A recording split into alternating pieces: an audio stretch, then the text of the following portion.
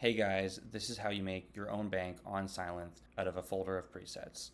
The reason you might want to do this is so you can browse the presets within your Sylenth browser instead of loading them up one by one the long way. The first thing you're going to want to do is clear the factory bank by clicking Menu, Bank, Clear. Now you've got this nice open bank that you can load up with your presets. Click Preset, Load. Select the first preset from your hard drive that you want to add to your bank, and repeat this process as many times as you need until you've filled up your bank with the presets that you need. So then you go number 2, preset, load, click number 2, and so on and so forth down the list. Once you've got your finished bank, click Bank, Save As, and you can store it on your computer wherever you keep your other Sylenth banks so that you can load it up and access it within the Sylenth browser in the future.